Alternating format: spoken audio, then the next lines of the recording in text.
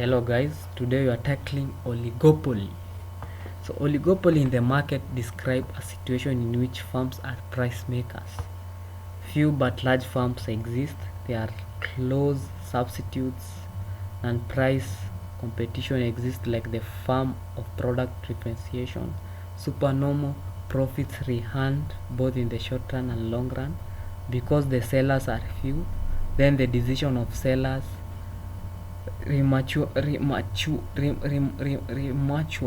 mutually interdependent, and they cannot ignore each other because the action of one will affect the other. So pricing and output decisions of the firm. So the price and output shall depend on whether the firm operates in A, pure oligopoly, or B, differentiated oligopoly. So oligopolistic normally differentiate their products, but this differentiation may either be weak or strong.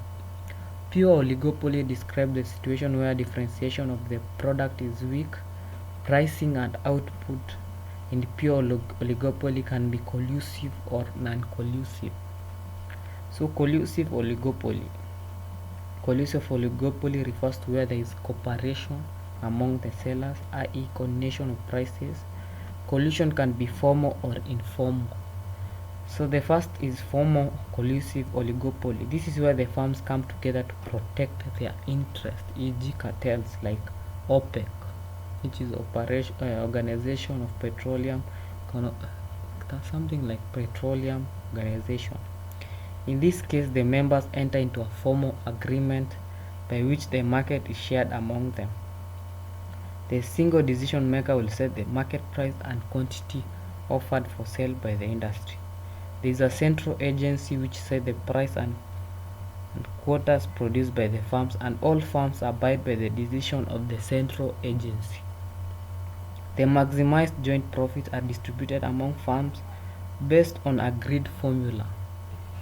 So the second one is informal collusive oligopoly. It can arise in two cases, namely, first, where the cartel is not possible, maybe because it is illegal or some firms don't want to enter into an agreement or lose their freedom of action completely. Firms may find it mutually beneficial for them not to engage in price competition.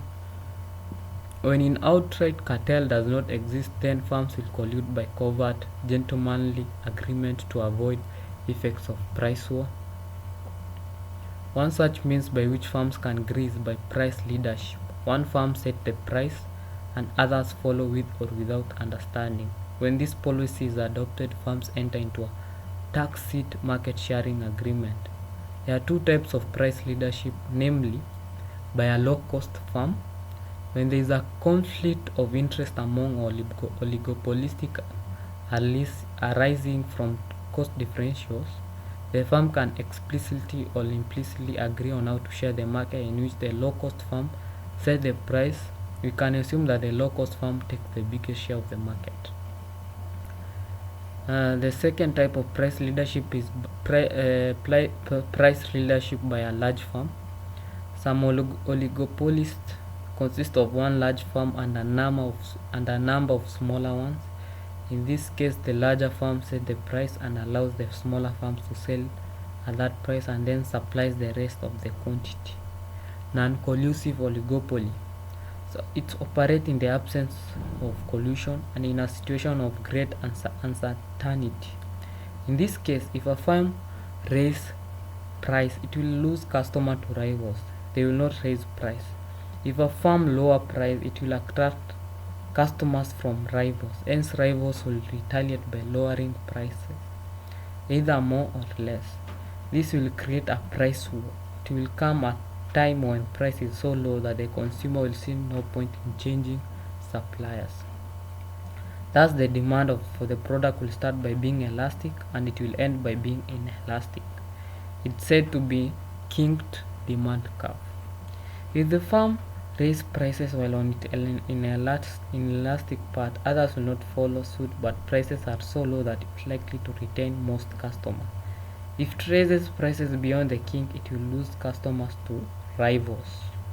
Barriers to entry in a pure oligopoly. The barriers to entry can be artificial or natural. So the artificial barriers are, they can be acquired through state protection through issuance of exclusive market into bracket franchise licenses and patent rights. Second one is control of supply of raw materials. The third is threat of price war. Financial resources can sustain loses temporarily. The cartel or price leader can threaten the new entrant by threatening to lower prices sufficiently to scare new firms. So there is also mathematical approach to all those, which will not go through that. So we'll move on next to macroeconomics. If you have thoughts on this, please share it at the comment section. Please subscribe, like and comment. Share, please share it to your groups and analyze it better. Adios.